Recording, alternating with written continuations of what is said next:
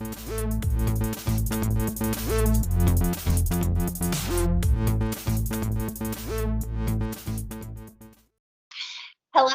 and welcome to a season-long recap of Michelle's season here on the 602 Row Show. You guys get the special pleasure of having me lead the show today, so sit back and enjoy this roller coaster that's about to happen. So what we're going to be doing in today's episode is kind of just going through and talking about some data that we collected about the week-to-week picks and fantasy league, and then also the season-long fantasy, and kind of trying to give you guys a sneak peek into what worked, maybe what didn't work, things to watch out for Clayton season, just in terms of strategy, so that when that starts next Monday, you guys will have some secret information in your back pocket there. So, Rick, do you have anything to add before we kind of jump into some of the fun data? No, I'm excited to go through some of these points and see how they fell out. Yeah, it was super interesting to look at. So the first thing that we have here is just kind of how the week to week league ended up. So here are the final scores. As you can see, I came in third place. Rick did come in first place. But even when you look at the scores here, I mean, the difference between first place and third place is only about it's 22 points. So pretty close game there. And really, and we'll get into this a little bit later, but really it came down to one real week where I made some not great picks, and that really kind of opened up that lead for Rick to run away with it. Even when you look at the more kind of global Bachelor Nation scores, so Rick ended up 17th overall out of that like 8,000 or so that we're playing, and I ended up scraping by within the top 50 in 47th place. So overall, I mean, like we did a really good job, and this represents how great our 602 league is too. Highly competitive individuals here.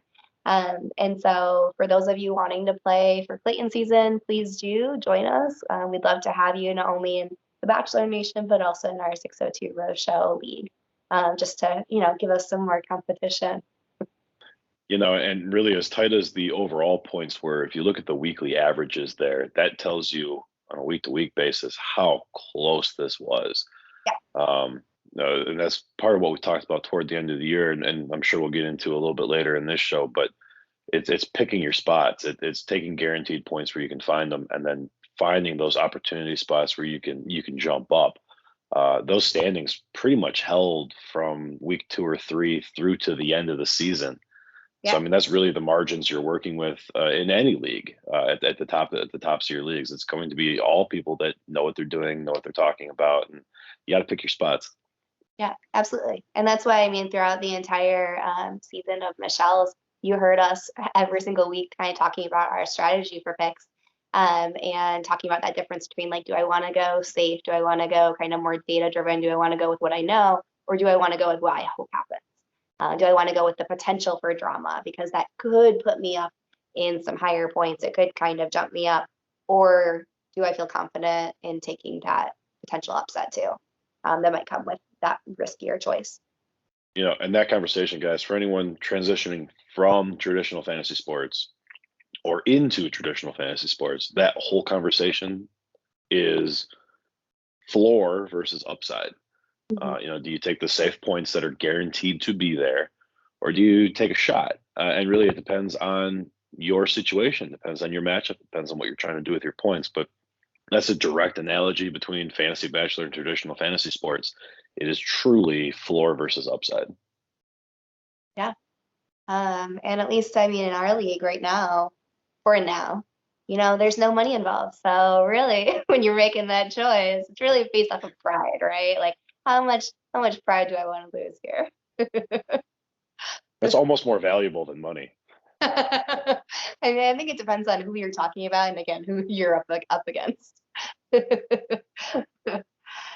Okay, so here we have on this next slide, we have the point breakdown of where you could get or lose points within the Rose League app kind of week-to-week competition. So this is the same it's been the entire season for Michelle's season. As far as we know right now, these are going to be where the points are coming from. when it comes to Clayton season. I know, Rick, you've reached out to the Yeah. Rose League. Confirmed. Confirmed. Okay, so there will be no additional points that will be new for Clayton season. So this is what we're going to have. So this is what you guys are going to be looking at and making your picks off of from week to week. So when it came to Michelle's season overall, here is the breakdown for the average number of points each guy within Michelle's season received. And so obviously, the guys that we see higher up on that list are also the guys that last longer, meaning that they probably had more time with Michelle. They probably had more of that connection, more opportunities to get those points. But it is an average, so it is, like total points divided by how many weeks they lasted. So as you can see, we have our top 4 guys up there getting the most number of points. And really, I mean, Nate from the get-go was a point grabber. And we kind of talked about that throughout Michelle's season. Even when he wasn't having those one-on-one dates, he was making those opportunities to get those easy points. And we'll see that in a couple of slides here about where some of those points kind of came from for him too. But I mean, he's up there. He was averaging 64 points an episode, which is huge, especially when you're considering that. I mean, going back to the average of points that like you and I got across each episode, we were averaging 160 total.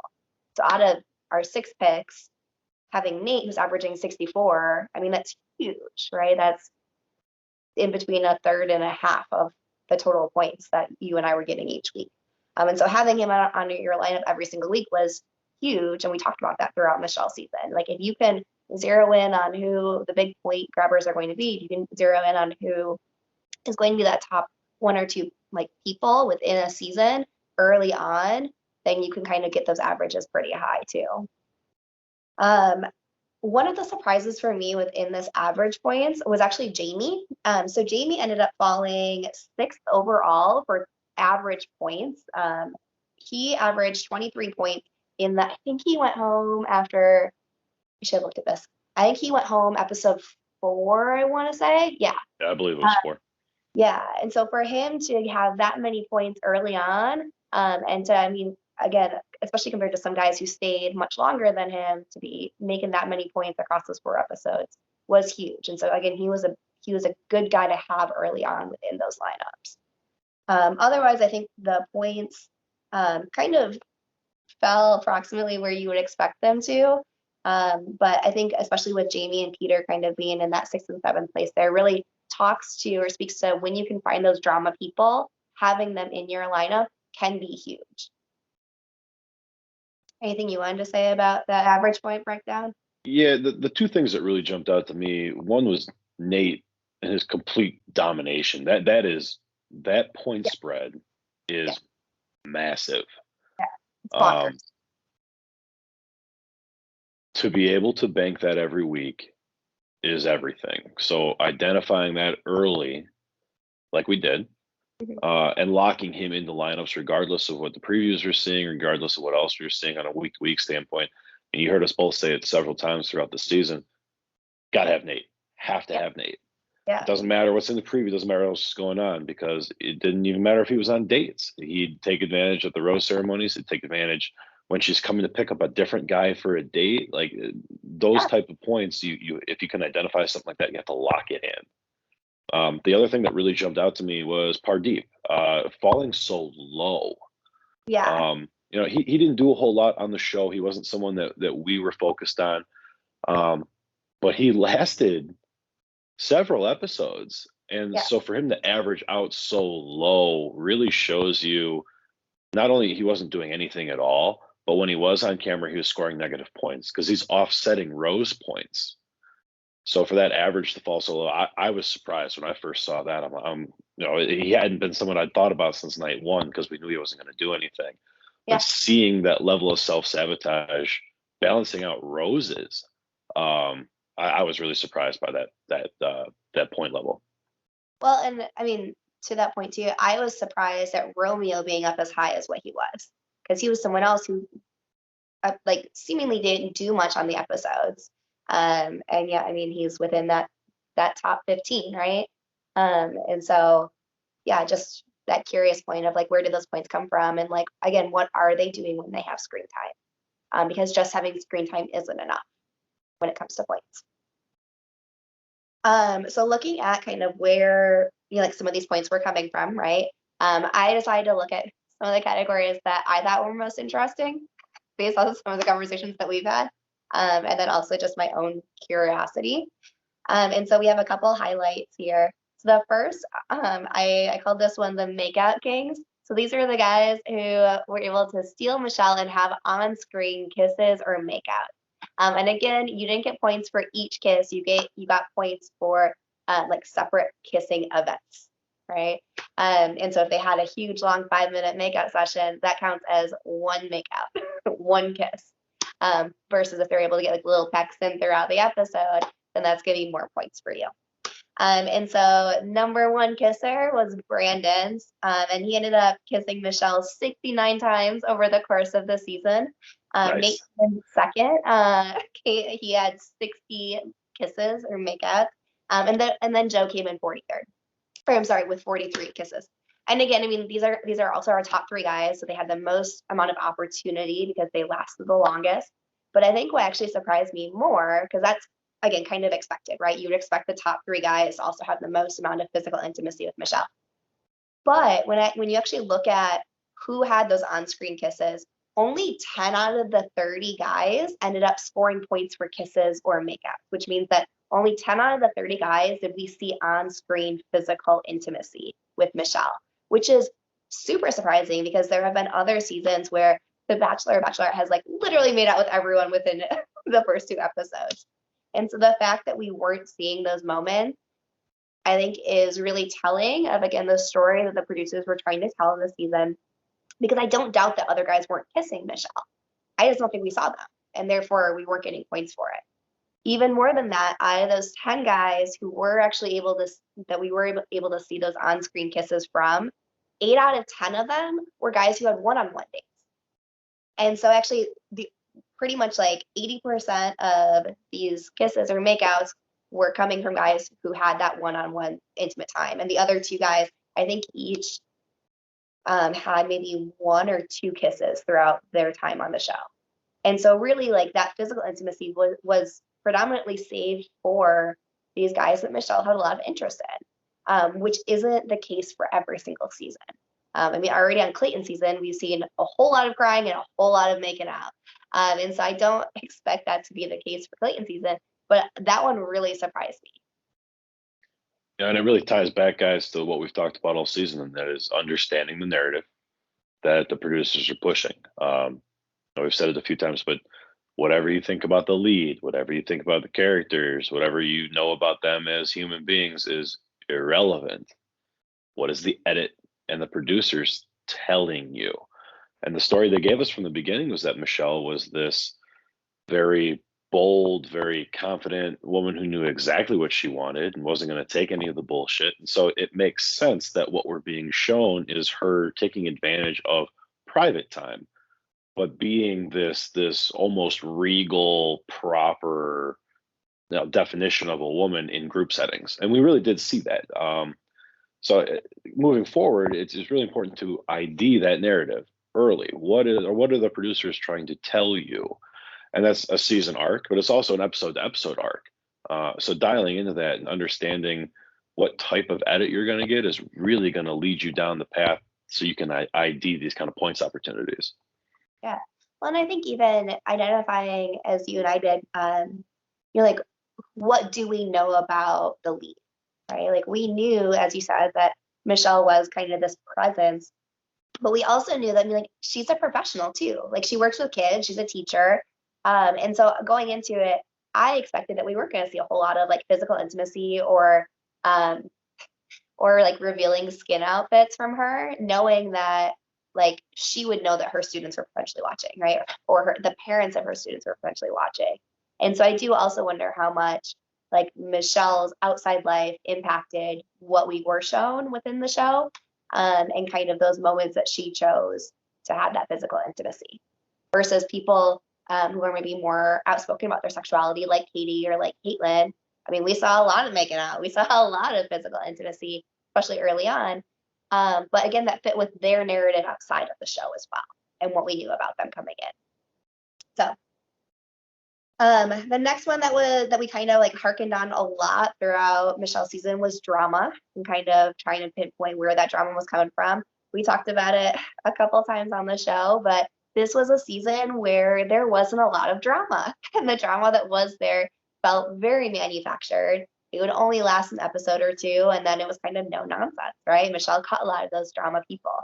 But where the drama was coming from, so these first three, so Nate, Casey, and Olu, were the top people to talk smack about another contestant. So Nate ended up talking smack about another contestant 15 times. Casey did it 12 times, and Olu did it 11 times. Um, Again, we talked about Casey throughout the show that he was this guy who I still to this day have no idea why he lasted as long as he did, because he and Michelle apparently had zero connection. And yet he was always the guy who was in the middle of the drama. He was talking in his like um, interviews, right, with the producers about the drama.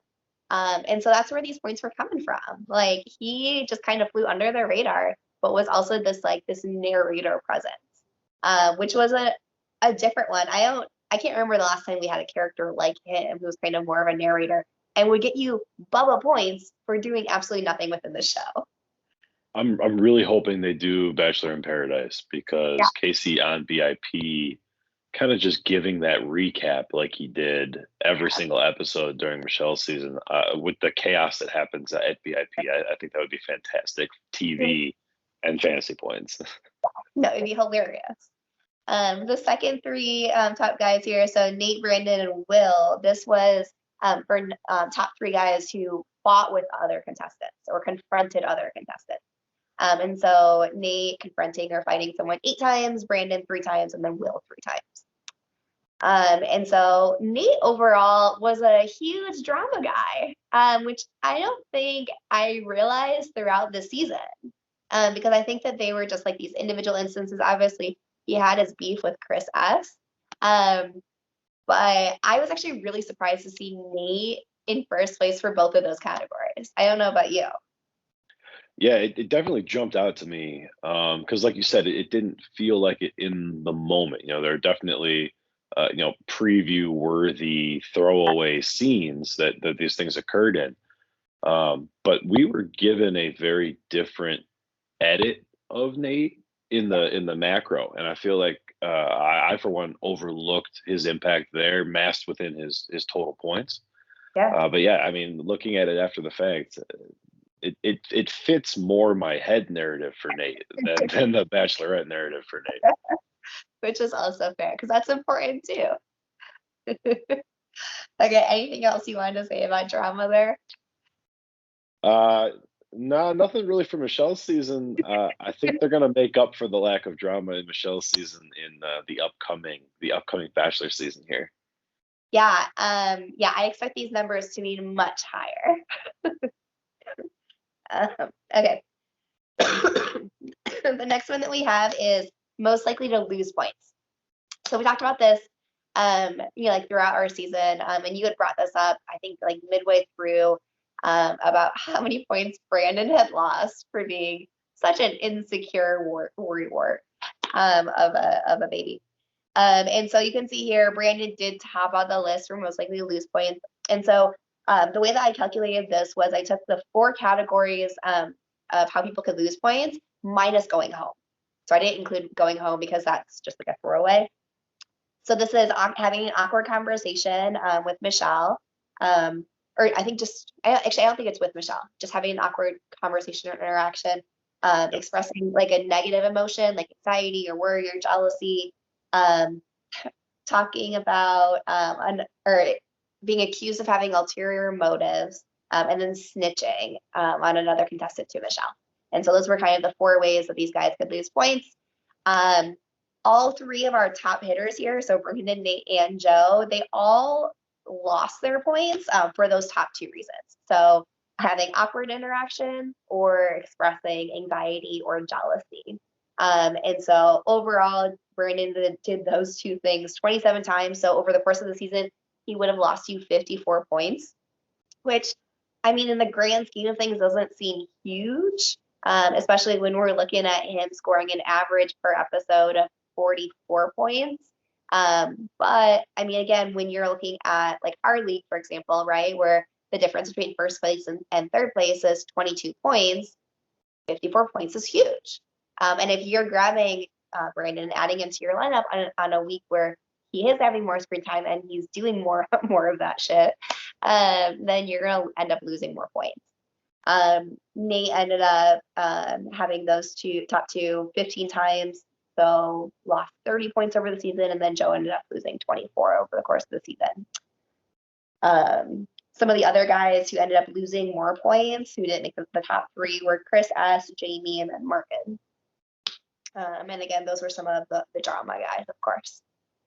Yeah, and from a fantasy standpoint, guys, I want to call out a couple things about this. One is that you're going to get they're negative points for fantasy, right? The negative emotions we're talking about, they come with opening up.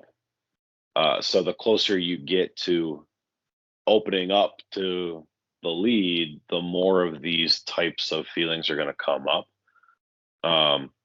So you have to eat a certain amount of negative points with your positive points. So it's really about balancing that. The other one here is you see the top three. It's depth of contest. The longer these guys hang around, the more opportunities they have for negative points. You can't throw it out because it happens, and it happens on a weekly basis. But be aware of it, especially as you come down the stretch. It's something we talked about coming into the final three and final two picks. Is Brandon going to score more negative points than we can absorb? There are people in the big league and in our league as well who they benched Brandon the second to last week, and they played Brandon in the last week. And it's just really balancing out those negative points. So just know that it's going to come with the positive points in some instances, and really being able to look at the data and analyze that and say, okay, what's happening this week? Is there a one-on-one? Is there a big group setting? And trying to balance the character you've been given and the trajectory that they're on toward the lead. You got to make those tough calls. And sometimes those tough calls, like Megan's saying, I mean, in our league, there's 40 points between first and fifth.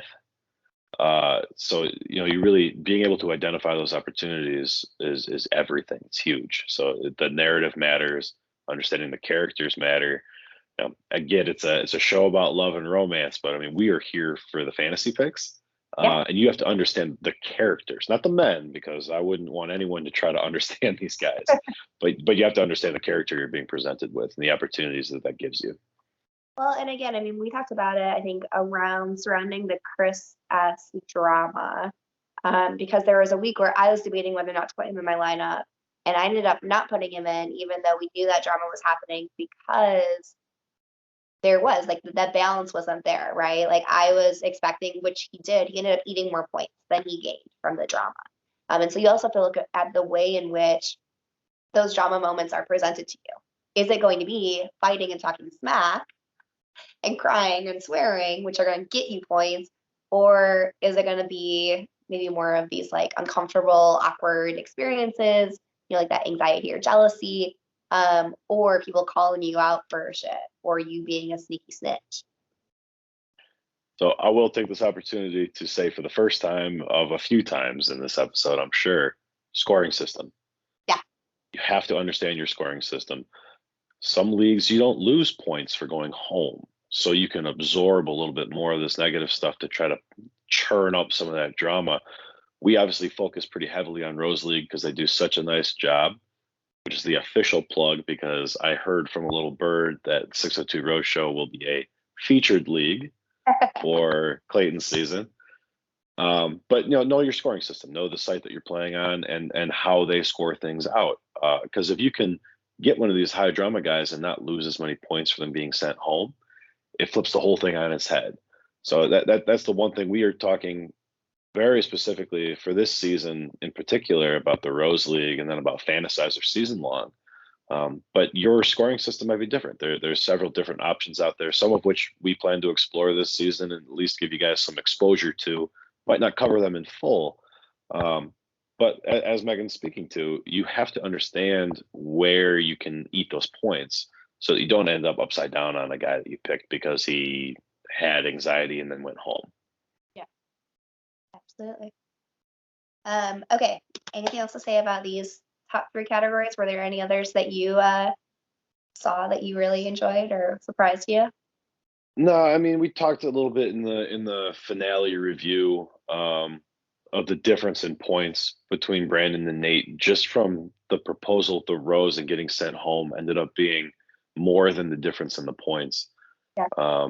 So really, that's what I'd say when you're analyzing negative points, you have to weigh them with the positive points, because especially when you get down toward the end of the season, there's fewer and fewer guys. When you're picking 6 out of 30 and 6 out of 20, it matters a little bit less. You can pick the guys move on and be relatively safe. As it gets down thinner, it is very possible that someone that gets sent home scores more points than someone that stays. Mhm. And again, know your format, because some leagues you're just picking roses and some leagues you're picking points. So it's knowing the system and focusing on where you can find those edges. Yeah, absolutely. Well, yeah, and I think too, and we'll get to this later in the show, but even looking at like screen time, right, and what's happening within that screen time. And I mean, yeah, we talked about in the last episode that we filmed of Michelle's season that Brandon came real close to where Nate was, and that was surprising. And when we actually look at like the breakdown of time spent within the episode, turns out Brandon actually had way more time that he was on screen for that episode, which allowed for more of those points to be had, but could have also allowed for more negative points as well, depending on what is actually being shown. So, okay, so we've kind of talked a little bit throughout the season, Michelle season, about how important it is not only to get the points where you can, but also to really make sure that you're staying on top of what's happening. So as you can see here, so this is my week to week scoring and kind of where I was falling throughout each week. You can see that for most weeks I did pretty decent, staying within the top 3 there. And then episode 6, I ended up falling in 8th place within our league. And I fell within I actually looked, it was like 2,993 for the Bachelor League. So real different than what I had been. And this was the episode where, Which, guys, it's still 25th percentile. It's still damn good. Like, that's how competitive the top of these leagues are. Like, well, and I think part of it too is so within our league, yeah, I fell 8th, but it was because the top 7 all had the exact same lineup. And so it wasn't that I had 7 people ahead of me that all had different lineups. It was a difference between one person actually within this lineup. So this was the week that we went from top 6 to final 4. And I didn't realize we were making that jump. I thought that we had one more week before we got to final 4. And so I ended up putting in Rick instead of Joe, trying to make up points. But then Rick ended up going home because we switched to the final 4, which was a surprise, right? Like normally there's more weeks in between. And we kind of talked about that when we filmed that episode of the podcast about what a surprise that was and how this season with Michelle seemed to go by a lot faster because she was really quick to just cut people if she wasn't feeling it. And so again, this kind of screams to why it's so important that you have to be aware of what's happening in the season. Like you have to be aware of how many episodes are left and what's going to be happening as far as the numbers of guys. Sometimes Bachelor and Bachelorette seasons only last 8 episodes, and sometimes they last 14 episodes. And it all depends on the narrative, but then also what's happening within the cast, what's happening within the players. How many episodes we're stretching the rose ceremony across 2 episodes, right? So you have to be paying attention. And I think this also screams to why it's also so important to be watching. Yes, 100%. It's you can get by doing fantasy just looking at spoilers, but it helps so much to actually be watching the episodes too, to get to experience that momentum and that flow of what the episodes are doing and what the season's like. Yeah, at that point, there was, especially with how late that happened in the season for me, there was no way that I could have gotten first or second unless the first or second person just didn't fill out a lineup one week. So that's an important call out, Megan, because here in my notes, we cut the slide with my scoring on it because there's just so many first place finishes like the past 6 weeks. But I called this break week plus minus sustainment for exactly the reason you're talking about. The week you had your poor week, I went from 34th to 18th and never really fell back from there. And I took my own horn a little bit, but honestly, from week 6 to week 10, tied for first in the big league every single week, just picking chalk, and improved my finish in that time up to 17th, just making picks. So as you near the end game there, sure, you might not jump up your leaderboard necessarily, but all it takes is one person to miss for you to take their spot.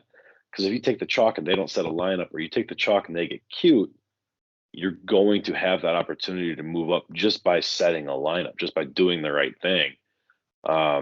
So yeah, you have these opportunities to break and fall back, but if you're out in front or near the front, there are some weeks when you don't have to take a moonshot. Mm-hmm. Bank your points and you move on and look for a better opportunity. And this edit specifically, we started to see that things were going to be very straightforward. I know Megan and I talked about it on a weekly basis. Do we take non-chalk? Do we plug somebody in and hope they score enough points? And ultimately the answer every single week was no, but that won't always be the case. So breaking that down week by week, sure, yeah, we knew before the show aired who won. Yeah. It was easy to pick Nate every single week all the way through. It doesn't make it the right choice. Now, what Nate showed us in the season, I mean, you saw his points average. What he showed us in season showed that he continued to be the best bet all the way through, and that's why we made those picks. But that's not always the case, and we wouldn't necessarily have known that if we hadn't been watching.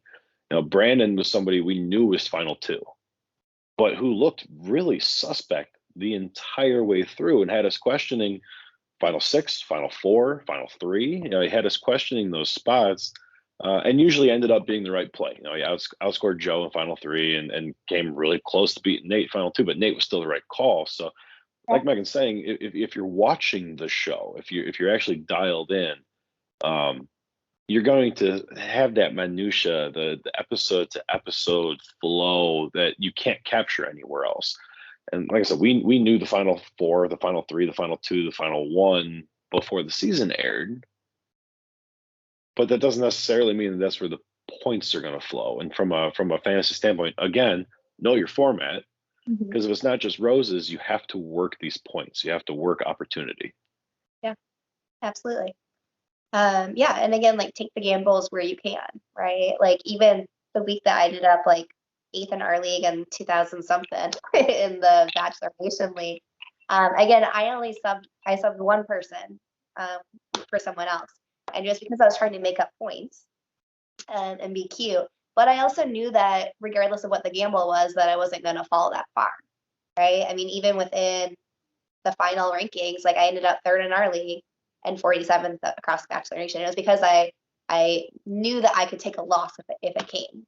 I knew it wasn't going to drop me like as far as anything else, but yeah. All right, and as Megan was speaking to earlier, our home league not for cash. A lot of leagues are.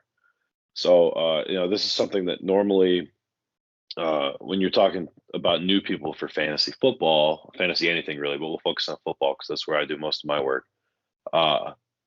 You need to understand the payouts. You need to understand your scoring system and your payouts. Those are the two big points there, because like Megan's saying, if you can bank something and know you're not going to slip out of the money, maybe you do that then. So understand what you're playing and why. And it's fine to play for no money. It's fine to play for fun. And it's fine to not look at spoilers. That's not really who this show is aimed at. So you're welcome. You're welcome to listen to all of our witty back and forth. But we're a little more focused on winning. So yeah, I mean, understanding your league format is everything. Yeah, absolutely. And that kind of leads into our next transition, which is switching over to season long. So in addition to doing the Rose League weekly competition, we also did fantasizer. I always want to say it wrong. There's Fantasizer, your source for all your make-at-home fantasy needs. yeah, Who, and they despite Megan not remembering their name, we'd still very much like to partner with. I just like I always want to say it wrong is my problem, and I always end up spelling it wrong, and so I end up like typing into Google because it doesn't get pulled up correctly. Cause Well, they do spell it goofy. yeah, yeah, that's what always throws me. That's my excuse. Um, so yeah, but I have their logo on our last slide, so I'm totally promoting them still, like big supporter. We're good. I just can't say your name. Um, so switching over to our season long. So here are our final scores. So Rick once again ended up in first place for season long. Um, Global first place globally. yeah, yeah, Well, first place. technically a T1. Yeah, yeah, you and Myra are tied. And I ended up in third, though again, technically it was second because you two tied for first. So I don't That's not how that works. know. um, but I do want to point out that I got third place having a guy who dropped out, I think in episode 4 again. And somehow I still got third. So, you know, I don't know whether that's lucky or just dumb of everyone else. So, Um, and just a recap for anyone who's not familiar with season long, you should absolutely play it. But the way season long works is you pick your full team with a captain who earns you 10% extra. But you pick them after night 1. So after you go from 30 to 20 odd, and the real episodes start, you set your lineup and you don't get to change it again. We locked in 6 people apiece week 1. The second that the rose ceremony was over and we went to, I believe, 22 guys, yeah, that sounds right. locked in 6 and wrote it out. That's how Yeah. season long works. Yeah, and then you cross your fingers and hope that you did it right. Um, and so the scoring for season long is also different, right? You're getting points from different ways. I was actually looking yesterday, coming up with some of these slides, and with season long, you don't lose points. So this is one of those leagues where there are no negative points. You only gain points. And so the only loss that comes is when your person is gone and then you're just rocking zeros for the rest of the season. Um, and so really this league is, I mean, there's a lot of things you can get points for. And the leagues do a great job at having like a very clear and coherent Excel file that you can track and watch. So before you pick your season long, you can always reference their Excel sheet to see like where points are coming from. And I did not put it on this slideshow because you're It's getting points from massive. so many things, so many. Like it's absurd. I have no idea how they do this because they do it like live scoring, right? So it's crowdsourced, and if anyone is into just like human interaction, that chat is amazing. It is crowdsourced, live scoring. It ends up being finalized the next day, 2 days later, but they're going through it live and they're getting inputs from everybody, and it's a lot. It's a lot. It's very fun to experience. Yeah, that was cool. I had like forgotten that they had the Excel, and so yeah, when I was putting this together, I was going through their Excel file, and they put comments in for like why they did or didn't give points for certain things, and so it was also just like fascinating to like read through some of their comments of like, oh yeah, like I gave this person points because of blah blah blah, and like I mean it's just cool. Um, so like I said, that's kind of our season long standings. So going, Real quick, Megan, oh before you jump to the total points, I just want to call out that there is also a Fantasizer weekly league, oh yeah, yeah. where the lineups change every single week. In theory, you'd have better opportunity to adjust. I am going to take shots right now. Anyone that offends, you can leave. Or Our count. top our top 4 for season long outscored every single player for weekly. Yeah. Number 5 was only about 8 points behind, and our top 10 outscored their top 3. Season long's the way to go in this format. Fantasizer has an awesome product for season long. Yeah. We know what we're doing in season long. 602 people have won, I believe, now 9 out of the last 10 seasons. And it's like a fun That used concept too. I've never I haven't seen this type of format anywhere else, which is really cool. it used to be everything for Fantasy Bachelor. There's been a lot of new things added to the market since then, but season long is where we make our cash, where we butter our bread. Season long is close to my heart for sure. Wait, you're making cash? I don't know what you're talking about. That's illegal. Okay, so switching over to total points. As you can see here, our top 4 guys were also the top 4 scorers for this league. So you had to have them in your lineup to break into that the top scoring for season long. Something that we didn't mention is after week 1, all the guys end up getting pricing, and so based off of their performance in week 1, they get a price assigned to them. You have $100 to spend, and you have to choose 6 guys. And so there are some years where you cannot choose the top 6 people and make it under that $100 cap. This year you could have. So if you chose the top 6 scorers, which no one did this year, it would have come out to $92. And so you would have even had spare change. And part of that was because, and we talked about this when we were doing the season long picks for Michelle's season, Brandon, right? Yeah, Brandon ended up pricing at $10.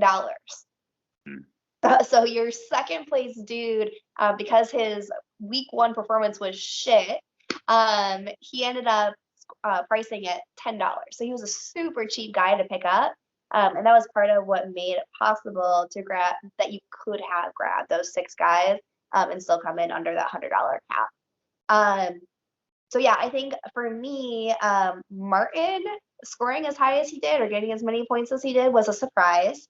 I was also surprised that our new bachelor Clayton came in as low as he did, especially considering that like a lot of the promos and a lot of the information that we were getting throughout Michelle's season was his performance on this season was the reason why they chose him for Bachelor. And so I know you and I had that discussion that we both had him in our season long lineup expecting that he would do things, right? Expecting that he would get us points and he would have that screen time and he would have that presence, which did not end up happening. And clearly there were other guys that you could have chosen who would have banked you more points.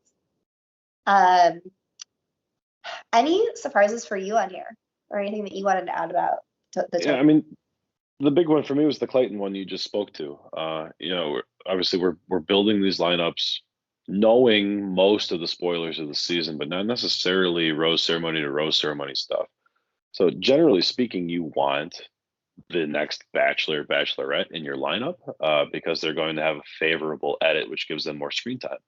But as Megan just spoke to, not really the case with Clayton. I think Clayton was in 4 of the top 5 lineups in season long. For that reason, because by the time we were playing, we had a pretty damn good idea that Clayton was Bachelor. He had already started filming his season. Yeah, season long is tough. If anyone plays Fantasizer season long and doesn't look at spoilers, I would love to have you on the show for us to talk to you and kind of pick your brain, because I don't know how the hell you would have come up with this after night 1. Nate's an easy pick because he got the first impression rose and a bunch of screen time, but like no one would have had Brandon in their lineup without knowing how deep Brandon went. And even with the previews they were showing us, it wasn't entirely clear. I mean, there were people who thought that where Michelle got proposed to was in Minnesota somewhere. I mean, that's what we're dealing with here from a population standpoint. So I would love to hear from someone who doesn't look at spoilers, because that's how we build our lineups, quite frankly. And if you didn't know that by now, you're probably angry at the moment. And I will say, so this is I think this is my 3rd time doing season long, because I did it for Katie, and then I started with Matt. Was my first time doing season long. And for Matt's season, I did not look at spoilers because I was naive and new to the game. Um, and actually did decent, just based off of like first impressions. Um, but definitely didn't do as well as I did during Katie's season, having looked at spoilers. Yeah, it makes a difference, and some purists might argue against it, but at the end of the day here, it's data. It's data that's available. It's data you should be taking advantage of. And you look at the scoring here, it correlates directly with where guys finished. Yeah, Weird. yeah, yeah. And again, I think one of the other surprises, just from again thinking back to what we knew after night one, is Olu. But I think that he was a surprise throughout the entire season, right? And we talked about him a lot. That like one, he lasted much longer than we thought he was going to, and he got bubble points like 2 episodes in a row that we weren't expecting. And that was partly because of the way that ABC did some of their previews for Michelle's season. But again, you would have had no way of knowing after night one. So, okay, anything else you wanted to add for that? No, that's all I had on the total points there and the perfect lineup. Yeah. So then the next thing, so again, talking about knowing your scoring system, there are some leagues that they only score the episodes and like the content within the actual like official episode. And then there are some leagues, such as this one, that include the filming and in-studio experience for both After the Rose and then also the Men Tell All. And so this is one of those leaks. So I actually took part of the data for the Men Tell All episode, where again, if you had a player like I did who got eliminated pretty early on, they could make up some more points for you in a bonus episode. And so here's the scoring for the Men Tell All. And again, you can get some pretty big points here depending on what they're doing. And I would argue that this Men Tell All was a pretty drab one where we didn't have a ton going on, which is pretty much the case with Michelle's entire season, right? We talked about it throughout the season that there just wasn't a lot of drama. And so for Clayton's season, we might see, again, more points coming from this Men Tell All episode, or Women Tell All, I guess, episode. But as far as the guys who made up the most amount of points, right, or who got the most amount of bonus points from this episode, Rodney, who had just been eliminated the episode before, got 125 points from the single bonus episode. Jamie ended up getting an extra 115 points. Rick ended up getting an extra 105. Peter got an extra 90. And then Will, Chris S., and Casey all got an extra 80. And again, those were for just coming on this live studio audience show, which is great, especially because, again, as you were speaking, that for people who had those top 4 guys, you got 0 points for them in this episode because they weren't there. And so it's a fun chance to be able to make up some points, get some bonus points, especially for some of the guys who maybe went home early. And so this is where sometimes within that season-long lineup, again, picking people who you know are going to be drama and last a while and have big voices, like Peter, like Will, like Chris S. We didn't know Jamie was going to be drama, but they can get you some extra points. And again, it's understanding that edit. Yeah. You know, there was nothing that happened on the Men Tell All that was out of the characterization they had built in the season. The guys who were drama were still drama. They had Peter and Will doing their nonsense fighting thing with fake lawyers and pizza and bullshit. Yeah. And it was the same, and Rodney continued to get the favorable edit that he got. Jamie was framed again as a douchebag. So nothing really changed. So it goes back to what Megan was saying about actually watching the show, as painful as it might be sometimes, to understand those narratives. And if you have a week by week league that scores Men Tell All, you could have made bank just knowing which guys were trouble. Yep. They film the entire time they're in that studio and they don't show all of it. And if you're dialed in the Bachelor Nation on social media at all, you'll see the guys complaining about the stuff that got cut. Yeah. So again, understanding that edit from actually watching the show is going to give you insights that you can turn into points. Absolutely. Yeah, and I think again that's an important distinction because the Rose League didn't score Men Tell All, right? That was just like a a 0 point week. Which is the right call, by the way. It's not score that episode. But then there are also some leagues that they don't score any of the in studio piece, but if there's like bonus clips, right, that are shown during the Men Tell All of what's coming in the season, but maybe they'll score that.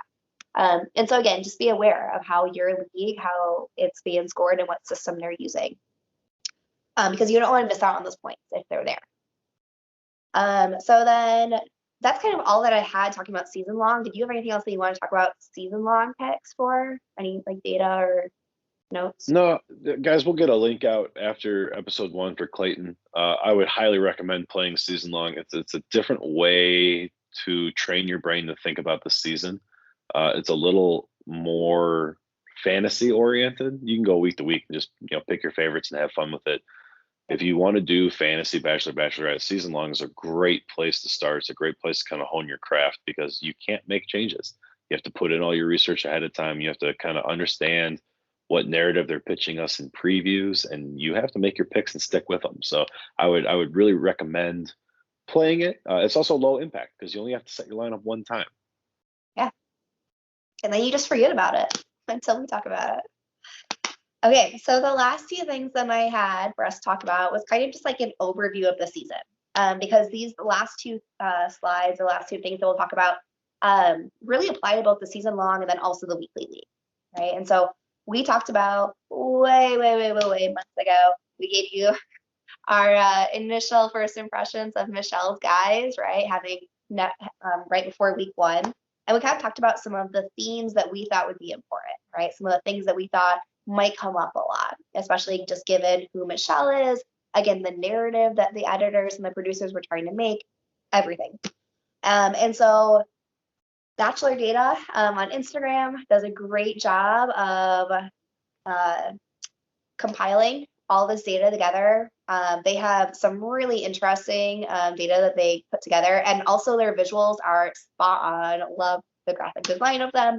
I stole these from them. Go check them out too. But so throughout the season, they've been tracking high frequency words on Michelle's season.